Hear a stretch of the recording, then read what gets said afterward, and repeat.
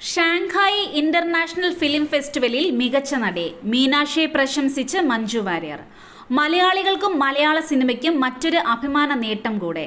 27ാമത് Shanghai international film ഫെസ്റ്റിവലിൽ മികച്ച നടിയായി തെരഞ്ഞെടുക്കപ്പെട്ടത് മലയാളി താരം Meenakshi Jayan. Asian new talent വിഭാഗത്തിലാണ് ശിവരഞ്ജിനി സംവിധാനം ചെയ്ത വിക്ടോറിയ എന്ന ചിത്രത്തിലെ അഭിനയത്തിന് മീനാക്ഷിക്ക് പുരസ്കാരം ലഭിച്ചത്.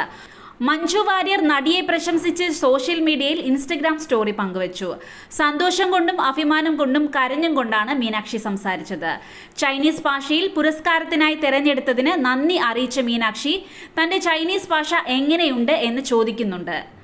ഈ സിനിമയ്ക്ക് വേണ്ടി എന്നെ തിരഞ്ഞെടുക്കുകയും ധൈര്യത്തോടെ കഥാപാത്രം തന്നെ ഏൽപ്പിക്കുകയും ചെയ്ത ശിവരഞ്ജിനിയോട് തന്നെയാണ് മീനാക്ഷി നന്ദി പറയുന്നത്.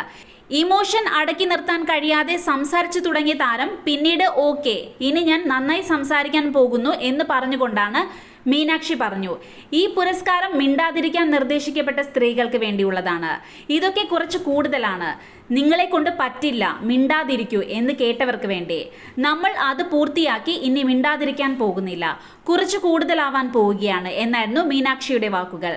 ഒരു പൂവൻ കോഴിയും 6 സ്ത്രീ കഥാപാത്രങ്ങളും മാത്രമുള്ള ഒരു കുഞ്ഞു മലയാളം സിനിമയാണ് വിക്ടോറിയ.